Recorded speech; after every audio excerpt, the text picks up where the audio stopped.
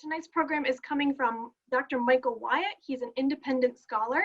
He is taught at Northwestern, Wesleyan. He's taught in Italy at the Università degli Studi di Trento and Stanford, where he served as first associate director of the Center for Medieval and Early Modern Studies.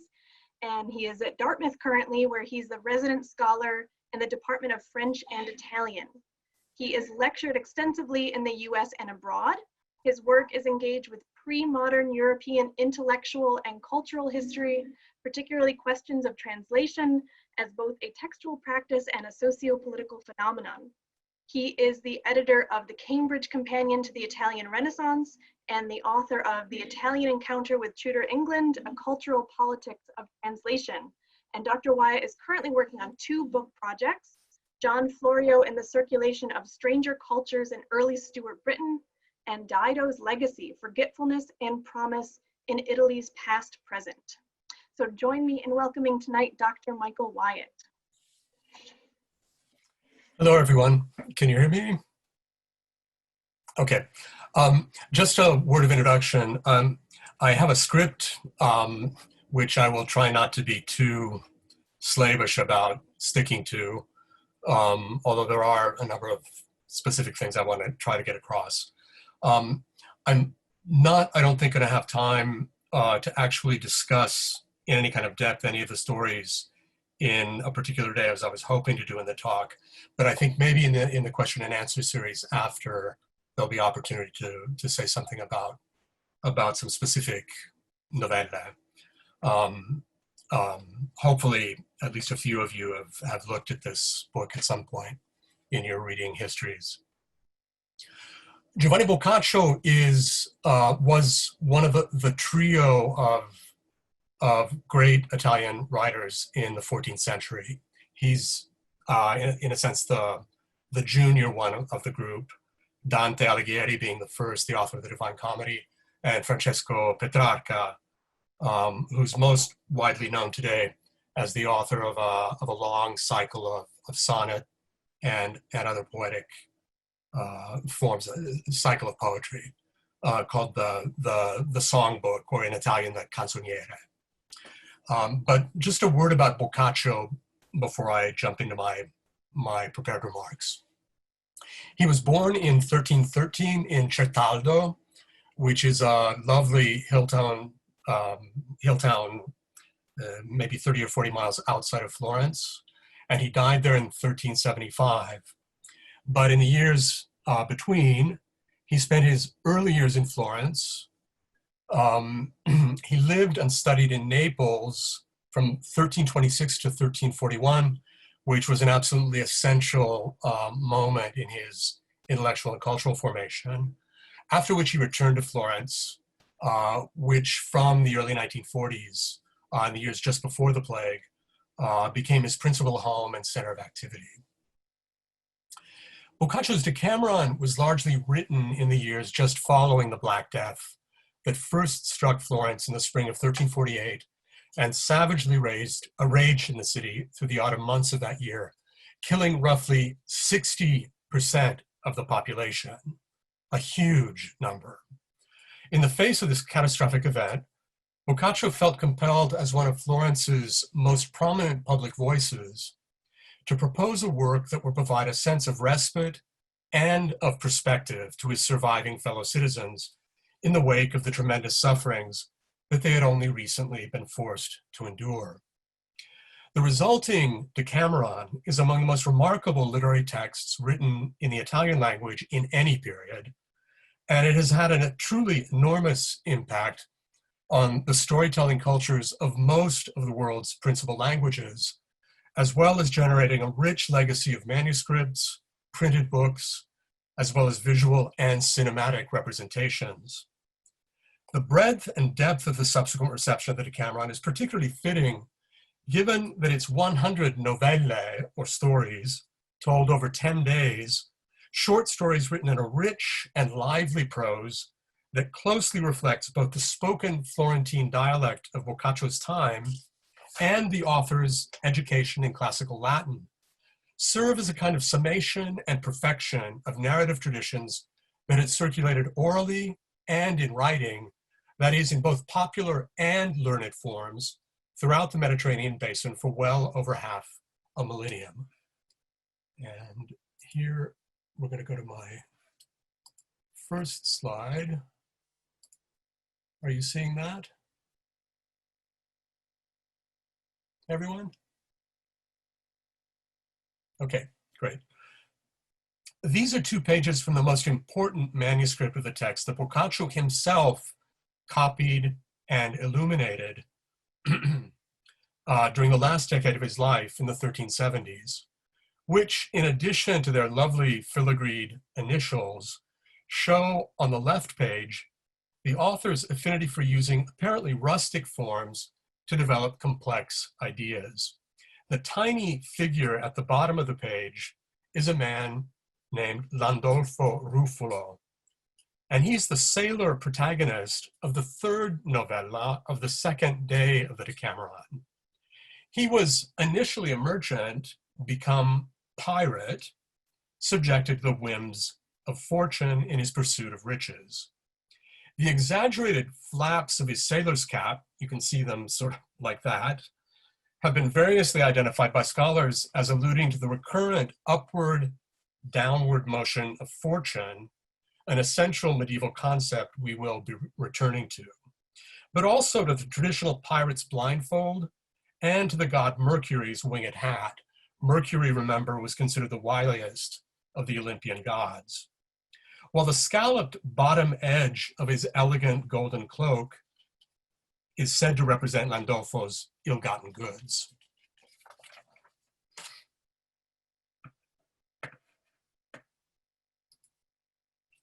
Boccaccio was the first to refer to Dante Alighieri's great poem of spiritual struggle and redemption as the Divine Comedy, completed almost 30 years before the Decameron.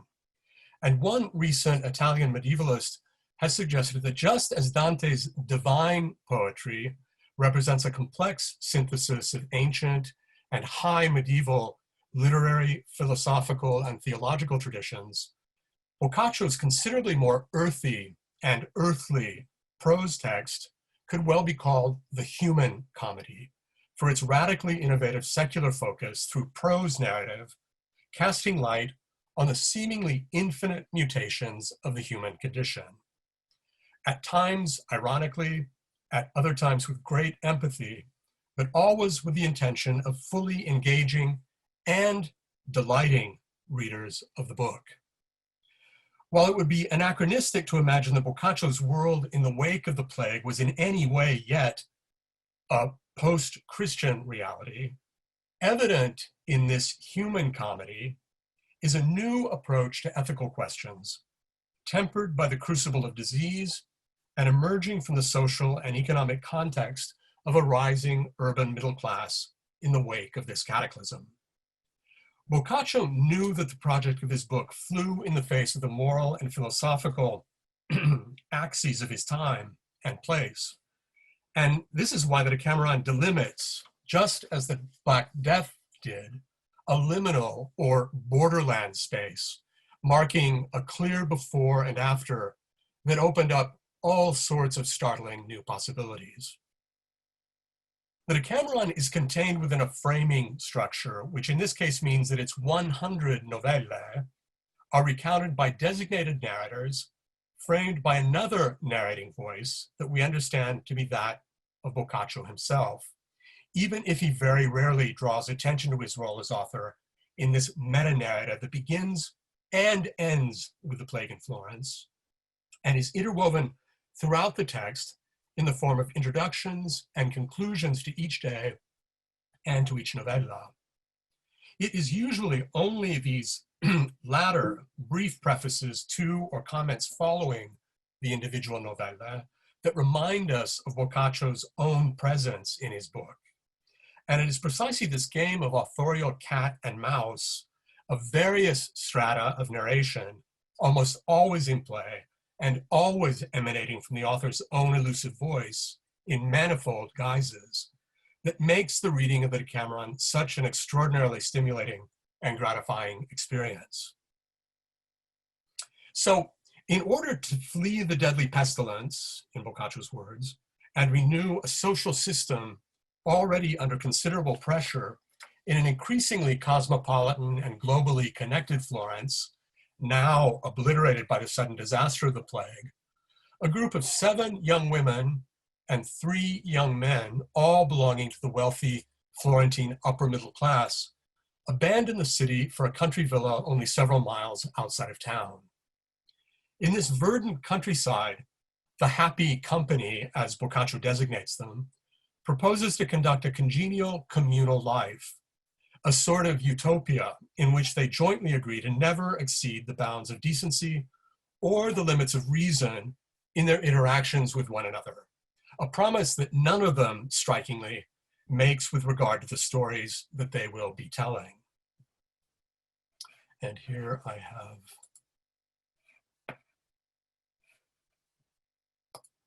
our next slides. Let's see.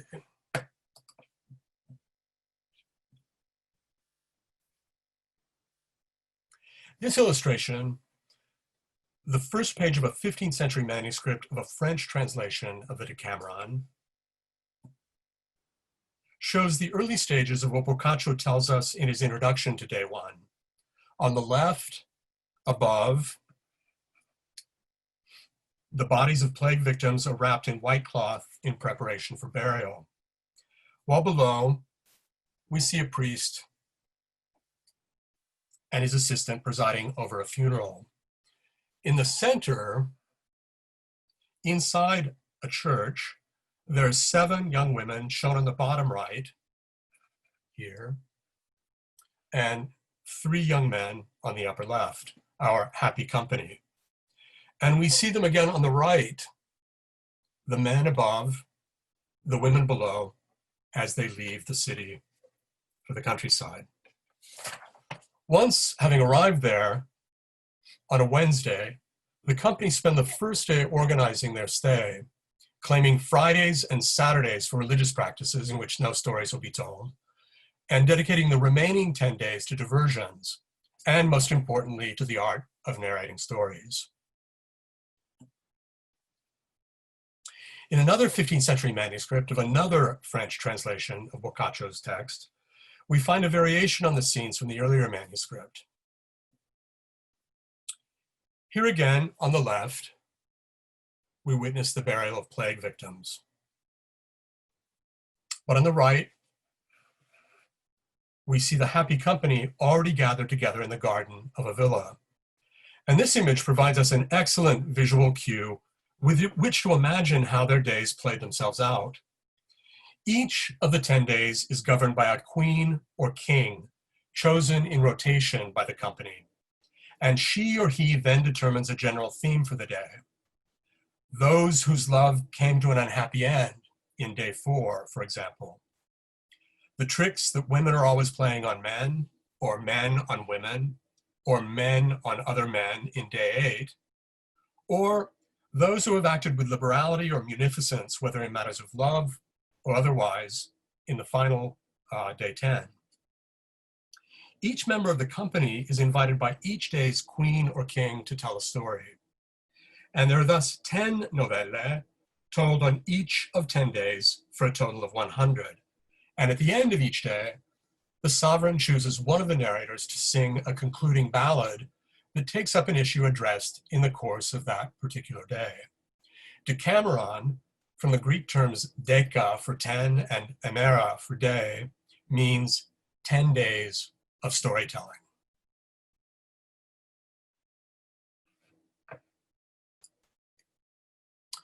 Narration in the Decameron is intrinsically linked to the new humanist emphasis on the value of the word as a sign of the condition of human beings as civil, that is, communal beings.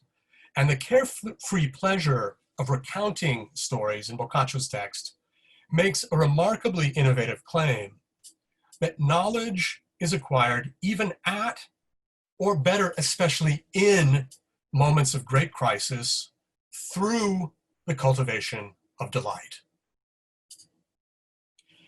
Delight is obviously not a term appropriate for Boccaccio's gruesome description of the Black Death in the introduction to day one of the Decameron. But as I'll try to suggest, there is an essential relationship between the nightmarish opening and the book's subsequent narrative proceedings, the other world that the happy company establishes in its flight from the city, and the novelle that they tell to one another over their time spent in the countryside. Before, and this is really quite crucial, choosing to return to Florence while the plague is still in full force there. Boccaccio begins his account of the plague with these words, and I'm quoting here from probably the best English translation of the Decameron by Guido Waldman from the 1980s. If in all honesty I could have led you where I want to go by any other route than by such a difficult path as this one will be, I would have done so gladly. But because without recalling these events, I could not explain the origins of the things you will read about later on, I had been forced by necessity, as it were, to write it all down. Several questions arise here at the outset of Boccaccio's book. What does the author mean when he claims that he had been unable to avoid such a difficult path as this one will be? Which things would have remained unjustified had the plague not served as a reminder of them for his readers? And what was the necessity that, as it were, forced Boccaccio to recall these horrific events as a preface to the main body of his text? Answers to these questions will hopefully emerge in what follows.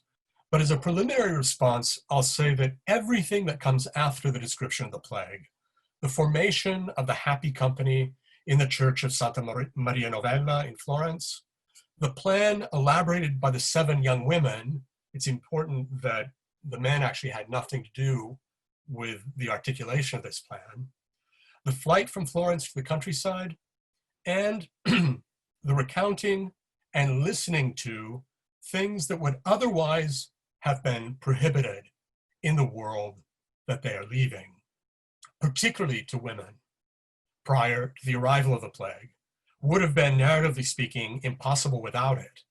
The plague, in this sense, in a very real sense, authorizes and legitimates the writing of Boccaccio's book. There's been a great deal of scholarly ink spilled over the issue of the originality of the plague account that opens the Decameron, calling into question its relationship to the apparently very different text that it introduces. Boccaccio's description does share a number of specific features with both ancient and earlier medieval plague narratives written by authors he would certainly have known, and some others he may or may not have read. The most important of which is, it's clear that Boccaccio drew on, is Paul the Deacon's 8th century history of the Longobards, which recounts the plague of Justinian from 2 centuries before, that is in the 6th century. But there's still other plague accounts following Boccaccio that also share a number of traits with his. And this suggests that here, as in so much of pre-modern written culture, we're dealing with a palimpsest, the deliberate recycling and layering of writing, the originality of which, even if it could be determined, isn't the point, but rather the use to which such material is put in its new context and how it comes to be re-employed there, reconstructed there.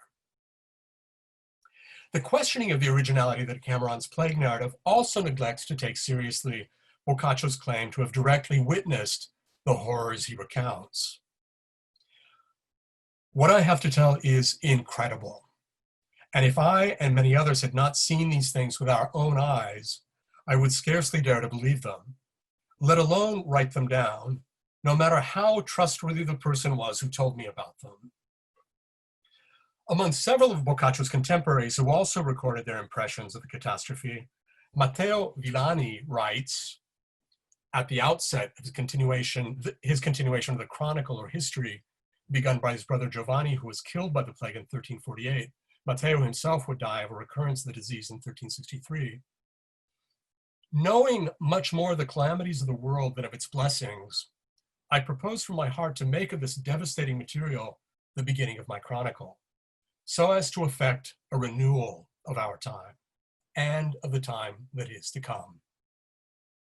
Villani here is short and to the point, but what he writes couldn't be more emphatic in registering what we would call trauma and its afterlife, marking a distinct before and after in his consideration of the impact of the plague in the lives of individuals and their communities.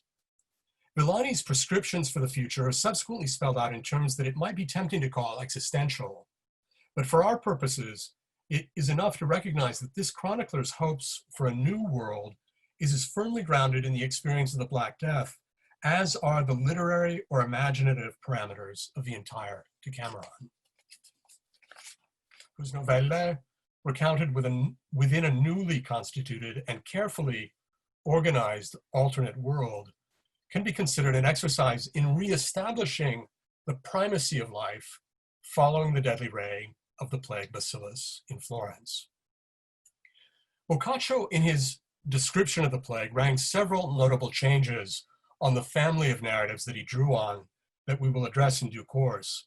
But first, we can identify the principal characteristics that all such accounts share.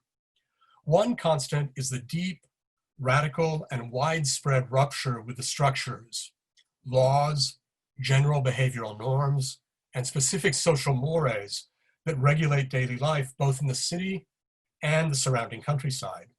Everything, everywhere, is subverted.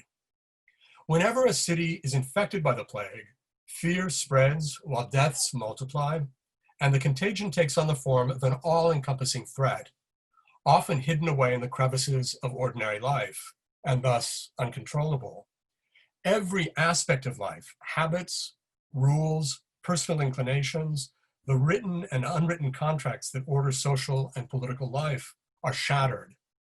Public institutions, including the church, are progressively eroded, initially asserting themselves through a series of prophylactic measures meant to address the crisis, but that inevitably proved to be ineffective, at which point any real containment of the situation is no longer viable. The illusion of power is unmasked for what it is, and individuals are left to their own devices to manage as best they can in a reality that is suddenly governed by anarchy. Boccaccio describes 4 distinct choices that his fellow citizens made in the face of the 1348 disaster. One, based on acute caution, led some to isolate themselves from all others within the city, imposing on themselves a rigid regime of abstemious conduct in order to limit the possibility of contracting the disease.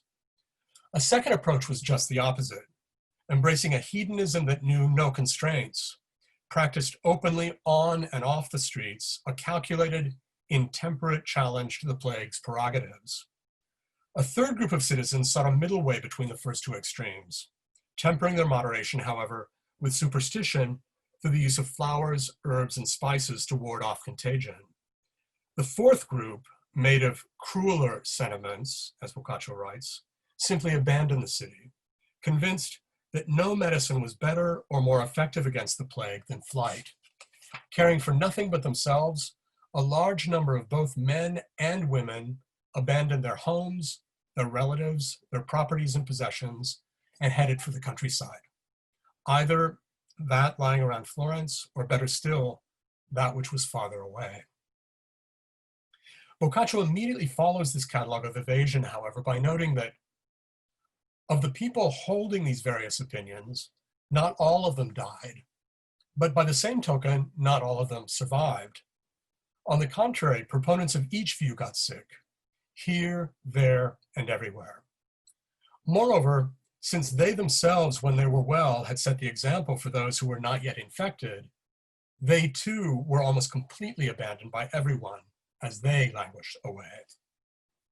This final point, underscoring the fundamental selfishness of those Florentines who, despite their desperate efforts to the contrary, succumbed to the plague, establishes a narrative symmetry of cause and effect, articulated entirely in secular terms, establishing excuse me, an equilibrium that anticipates one of the essential elements of the meticulous architecture of the Decameron, both in terms of the structure of the individual novelle and of their frame that begins, not coincidentally, as I've been arguing, with the story of the Black Death in Florence, setting the narrative impetus of the book in motion.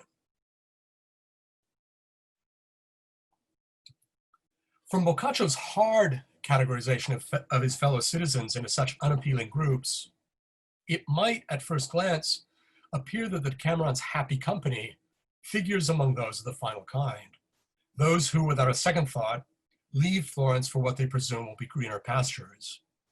But in the concluding pages of the introduction to Day 1 of the Decameron, following the plague narrative, we're provided with the first evidence of the tenacity and strength of character of the company's young women that will come increasingly to dominate the new community that they establish in the countryside, together with the three young men who accompany them there. It is Pampinea, who is really the leader of the group, who initially proposes that she and her 6 friends leave the city in order to shun the wicked practices of others, as she puts it, recalling the complete breakdown of customs and morality that Boccaccio had ascribed to the arrival of the plague in Florence. And she provides this further justification for their departure. We will not be abandoning anyone here. Rather, we can truly say that we are the ones who have been abandoned. Our relatives, by dying or fleeing from death, have left us alone in the midst of this great affliction, as if we were no kin of theirs. Nor will anyone reproach us if we adopt this plan, whereas if we do not, we will be facing sorrow and grief and possibly death itself. Just remember that it is no less unseemly for us to go away and thus preserve our honor than for the great majority of the others to stay here and lose theirs. The plague account of the Decameron is not an occasion for mourning. There's no invocation of Christian piety anywhere in it, and it explicitly details how even rites of burial for the tens of thousands of the dead were increasingly degraded as the epidemic took hold, along with all other markers of civil society. It serves instead as a provocation directed at a reordering of social relations through the subsequent telling of delightful stories that aim to trace the contours of a new world that would have been unthinkable prior to the disaster.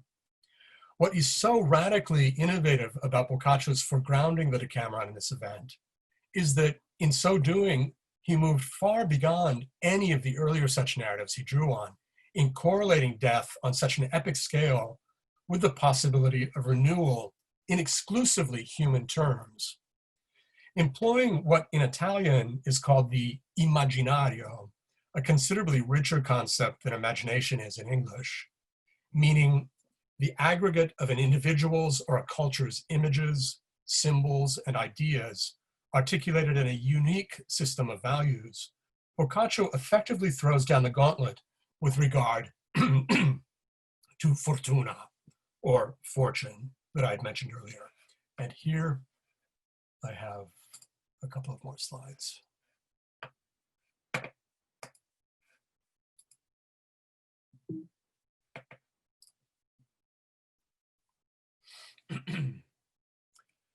Fortuna is the implacable, entirely unpredictable force believed in antiquity through the Middle Ages to be written into the very fabric of human destiny, determining through its rotation, as in this medieval image of Fortuna as a wheel, the various ups and downs of every human life.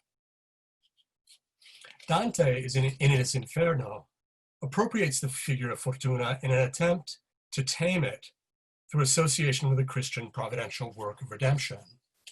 But Boccaccio is strikingly represented in these following 2 images, writing, exercising his human agency in the presence of Fortuna in an unprecedented iconographic challenge to her authority. Not in the following 2 images, I meant also the preceding one as well. We now know that language is shared in one form or another by a vast array of sentient life.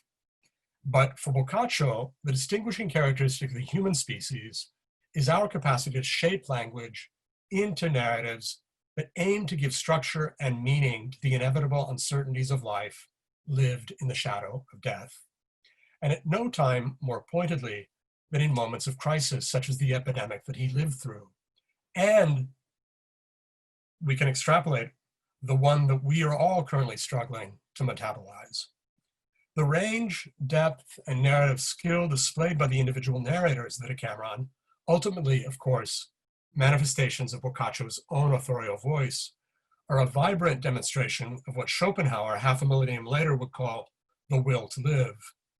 Though unlike that German philosopher for whom such energy was meant to be subdued through asceticism, Boccaccio's novelle embraced the full gamut of human experience in all of its unpredictable, alluring, and again, delightful disorder, so as to imagine a future organized around the awareness that the blows of fortune need not destroy us, but might be reimagined into forces that lead to a new sense of community from the ruins of the world that the Black Death had undone.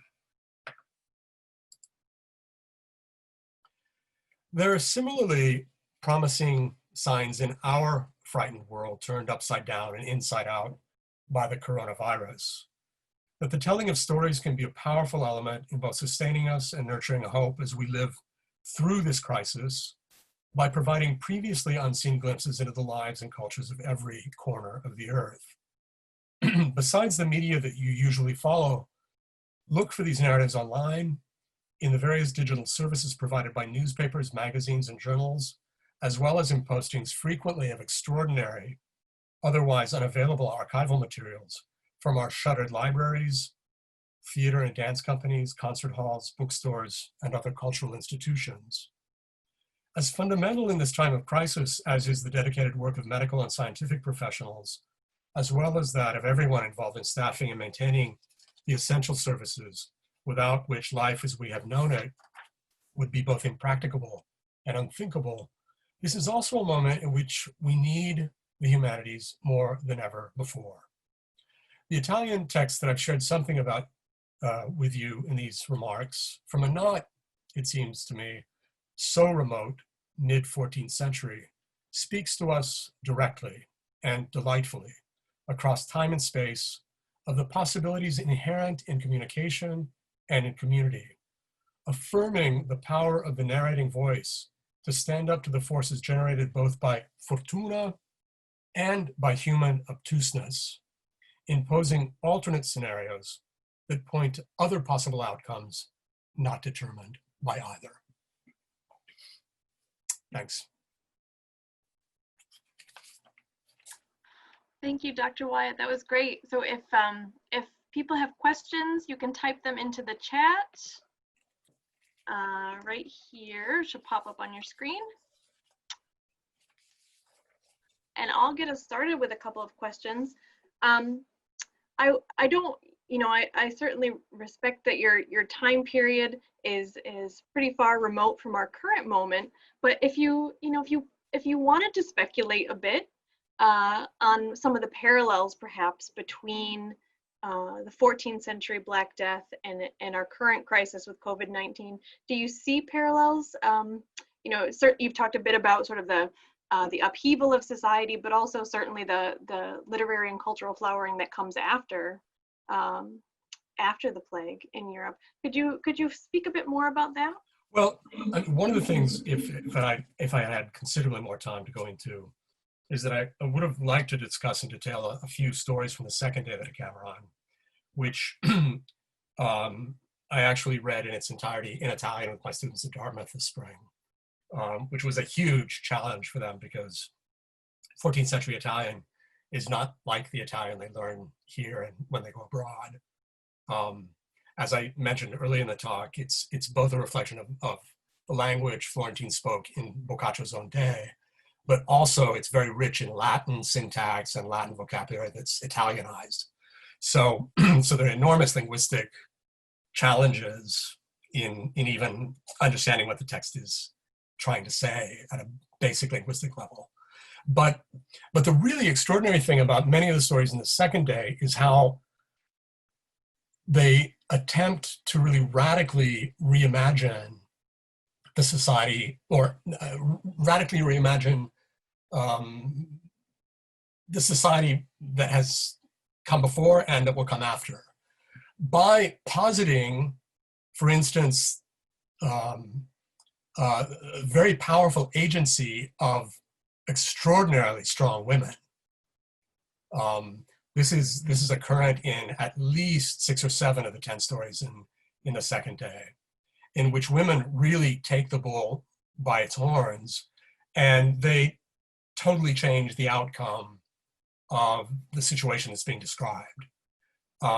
This is in a lot of ways a kind of fantasy of Boccaccio's, because certainly in the mid 14th century in Florence, women would never have been permitted to perform in this way, to act in this way. But simply by using the occasion of this cataclysm to reimagine social relations, it's putting things into terms that really had never quite been expressed in that particular way before. And this is true throughout the entire 10 days, the 100 stories. But it's also quite interesting. There have been several pieces about the Decameron in the press in the last several months. The first of which I thought was a gross misrepresentation of it by a graduate student in classics at the University of Chicago, writing in the Los Angeles Review of Books. And she said that basically it's an irrelevant text because it was written so long ago, first of all, and then because it's just a bunch of rich kids who are escaping the city while everybody else is dying there, and they go to tell ribald stories to each other. Well, that sort of doesn't even get close to describing what this book is about. And it was extraordinary to me that a graduate student in classics could actually make the argument that a book that's 700 years old is irrelevant to our world today, when she's clearly dealing with things much, much, much, much older. But a more serious, I thought, attempt at saying something about the Decameron was just published in the New Yorker last week.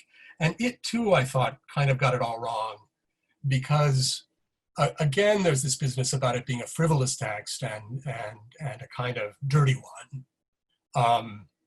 And it's true that Boccaccio allows his narrators an enormous amount of license to tell their stories, to frame them in the way that they want to make the arguments that they want to make.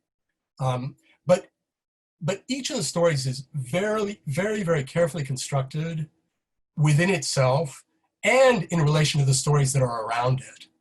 And so it constructs a kind of social texture and a moral texture that echoes within particular days and across them. So I think, in this sense, Boccaccio he's proposing something that is really quite, I keep using the term radical, but radically new. And one of the points of this article in the New Yorker was that in fact Boccaccio wasn't the innovator, it was Petrarch. But in fact, I'm thinking about writing a letter to the editor of the New Yorker about how wrong this is, because there's a very famous story at the end of the Decameron. It's the very last story in the 10th day, and it's the story of Griselda, which, if you've ever read the Canterbury Tales, is where Chaucer found this story. But he probably didn't read it in Boccaccio's Italian version of it. He read it in Petrarch's Latin translation of Boccaccio's Italian, because Petrarch really didn't approve of Boccaccio writing in Italian. He thought it was really beneath somewhat of culture and of learning. And so what he did in translating this final story of the Decameron into Latin was to try to teach Boccaccio a lesson. And the lesson was that poor Griselda, whose monstrous husband steals her children away from her and tell her that they're dead, only to then represent them to her at the end of the story. What Petrarch turns this into is a kind of allegory of Christian redemption, and Griselda is a figure of the Virgin Mary. But what Petrarch completely ignored, and what most people who have followed that reading of the Griselda story ignore, is that, as I'd mentioned in my talk, Boccaccio as the authorial voice occasionally popping up in his text, he prefaces every novella with a little pithy summary of it. And lots of readers don't pay any attention to these summaries. And it's a real mistake because they're much more than that. They're really keys to what the story is about. And if you read the introduction to that 10th story of the 10th day, it very clearly says that the monstrous protagonist of this story is the awful husband. And the story is constructed in the way that it is to reveal his monstrosity, not to show what a beatific figure his long-suffering wife shows herself to be in the course of the narrative. So that's a very long way of responding to your question. We've got a few questions in the chat. So the first one you spoke to a little bit already, quite presciently, but Christina asks, what do the stories tell us about the status of women in 14th century Florence? Can you tell us a bit more about that? Well, I think the story I was just referring to, Griselda, tell a story that really is not so uncommon. Women were massively mistreated. They didn't have legal rights of any sort. They really had no autonomy. They were intended to be,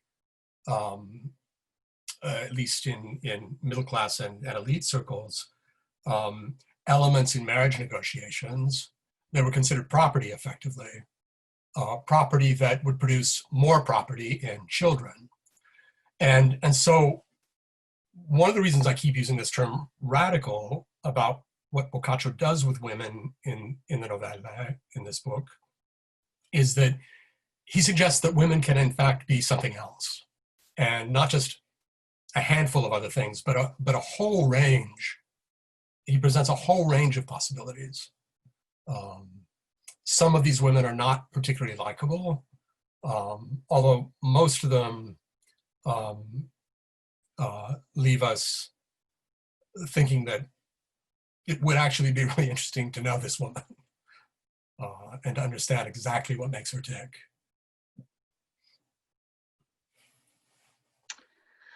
Another question comes from Marcia, and she says, will you talk a bit more about the importance of the humanities in times like now?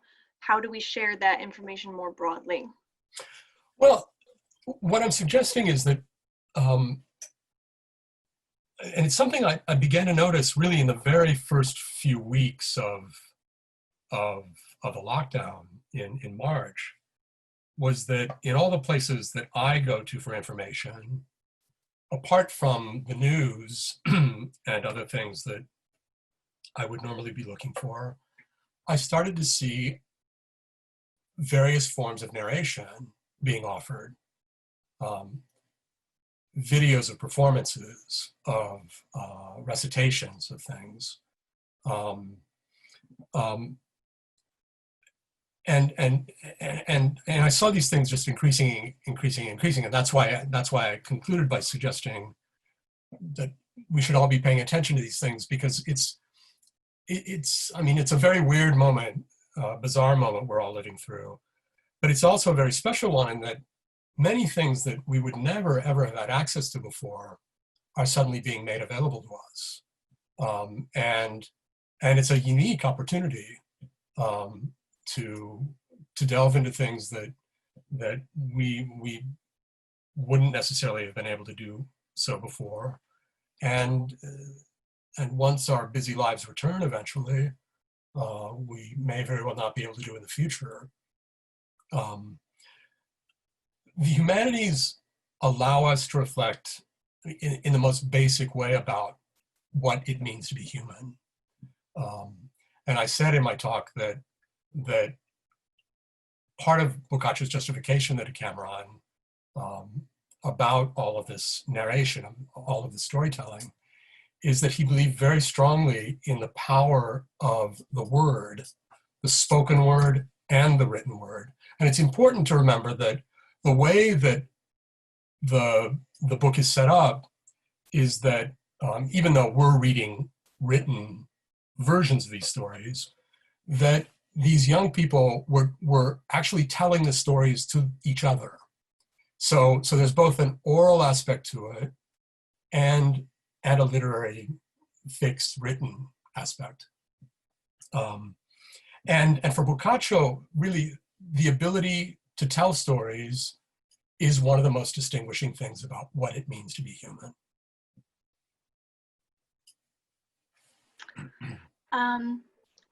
A question on which translation you recommended in particular? It's by Guido Waldman, and it's in the Oxford World Classics series. It's difficult to recommend any English translation because Boccaccio's language in Italian is so phenomenally rich, and it doesn't always translate well into into English. But I think Waldman's translation probably comes as close as any modern translation does. I've worked quite a lot on the very first English translation of Boccaccio, which was published anonymously in 1620. And it's a really fascinating reimagining of the Decameron in English. It's at times not a particularly accurate translation because of the texts that the translator was working from. But it's full of all sorts of really very felicitous turns of phrase that in a lot of ways are much closer, the kind of delight that I referred to several times in the talk that Boccaccio in Italian elicits. But at any rate, it's the translation of Guido Waldman, and it's the Oxford World Classics. Thank you. Paula asks how Boccaccio is different from Chaucer. You brought up Chaucer's use of Boccaccio already, but. Well, I mean, they come from two completely different worlds, for one thing, but that is Chaucer being English and being being a functionary of the English court. But Chaucer worked in mercantile affairs, and it's the reason why in the 1370s he made a couple of diplomatic trips to Italy. And he may very well have met Boccaccio on one of those occasions, possibly also Petrarch, who was in Florence at the time, but not very far away.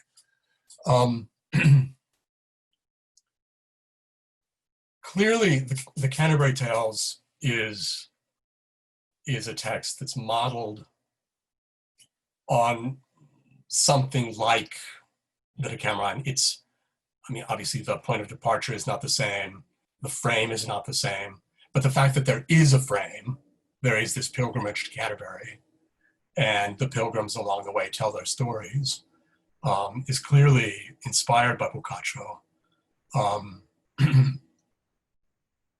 But I mean, the principal way in which they're different is that they come from these vastly different worlds, even though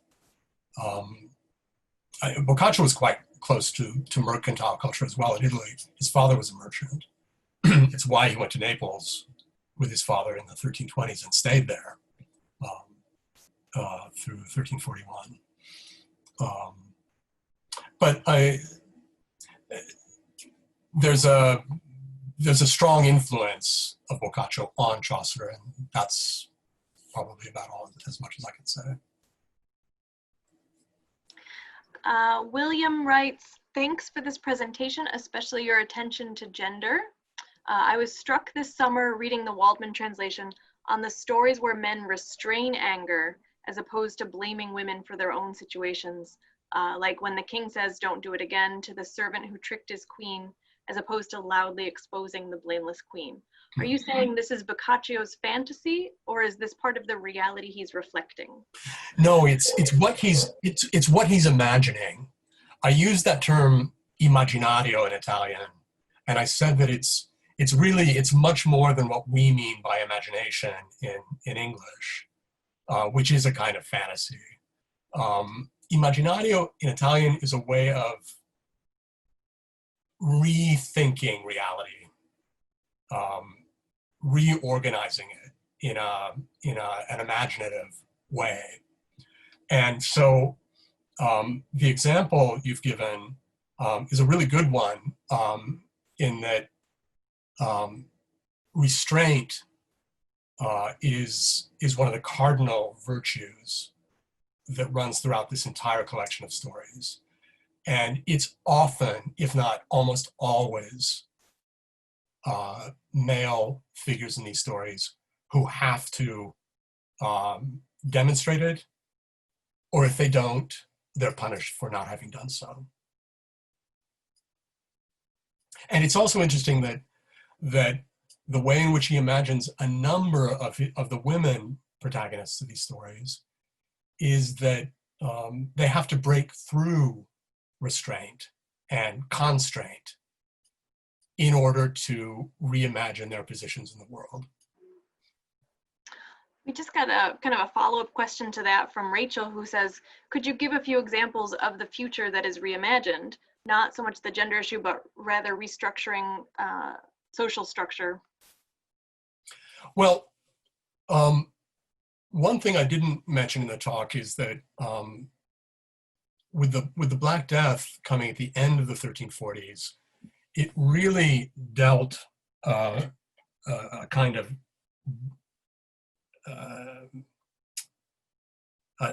the death knell to something that started early in the 1340s. There was this massive economic crisis that afflicted all of Europe. And it was precipitated by the King of England defaulting on loans that had been made by a Florentine bank to the English crown.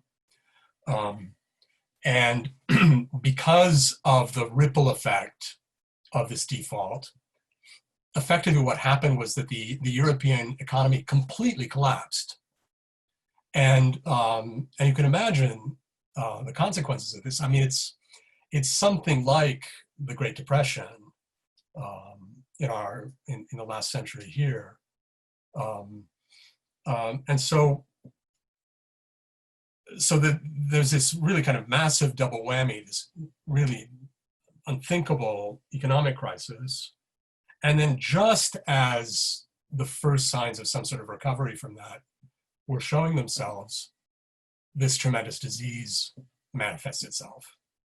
And so one of the ways in which Boccaccio rethinks the future is to try to rethink the economic and social aspects that had characterized the world that had preceded what he describes in the Decameron.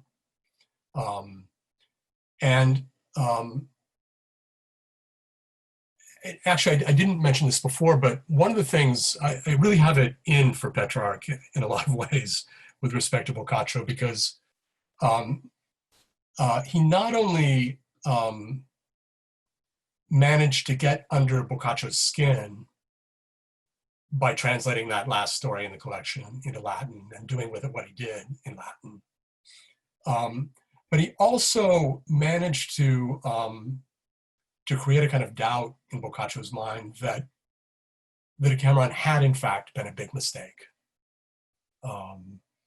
But the reason I'm inclined to try to write this letter to the editor of the New Yorker is that rather than, as the author of this piece does, single out Petrarch as the kind of precursor of modernity, Boccaccio in this collection of stories, despite all of the subsequent doubts he had about it, continued fundamentally to believe that the things he was trying to promote through this infinite variety of human experience depicted in these stories was in fact a series of guideposts for imagining the future world, a world he didn't live to see, but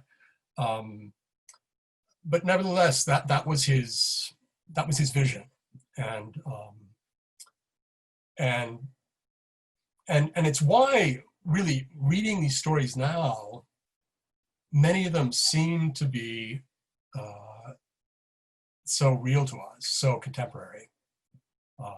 I mean, obviously, 700 years is a long time, that separates us.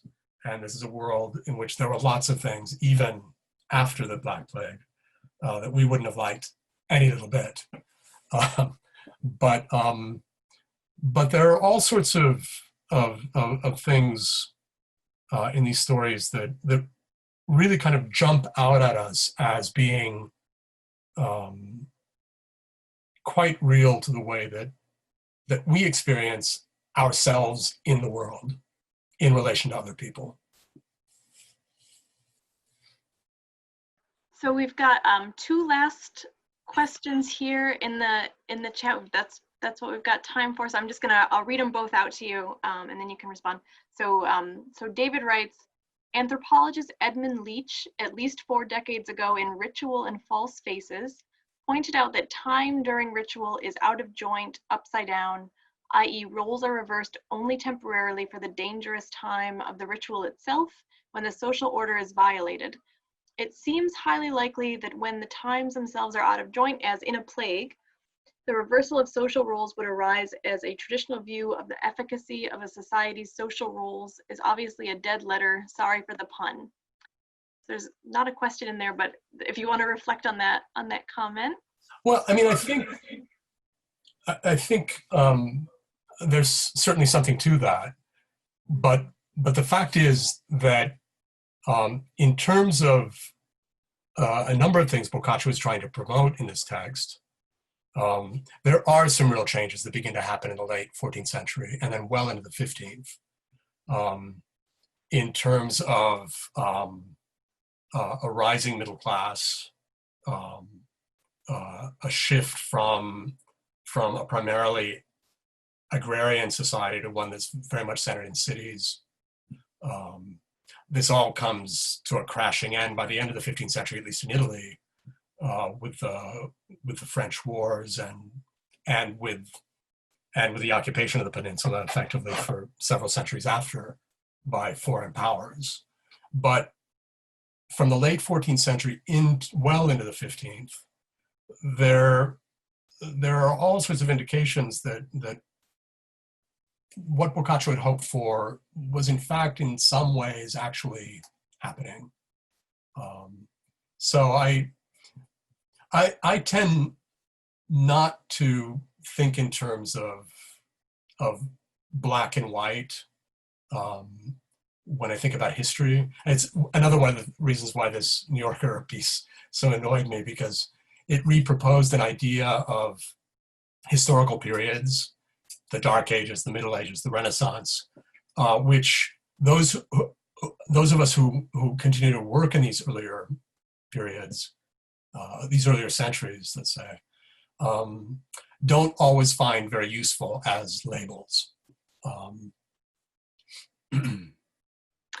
And I'm just going to ask the last question here to wrap up. Carla asks, can you reflect a bit more on Boccaccio's seeming departure from the very long tradition of experiencing fortune or fortuna? Do you see Boccaccio in any way calling attention to the limits of gendering fortuna? Alternatively, might you reflect upon a contemporary analog to the long tradition of gendering fortune, grammatically yes, but in every other way, female? Yeah, it's certainly a huge problem that Fortuna is this nasty woman. And as I said in my talk, Dante tries to do something with her, or with it, with the figure, that's something like what Petrarch does to the Griselda story. He turns her into an agent of salvation. Doesn't really work very well theologically when push comes to shove, but that's what he does with fortune. I think that I could safely say that the way in which Boccaccio confronts fortune in these stories, and also in his plague account, is part and parcel of what he's trying to do with reimagining the role of women in society.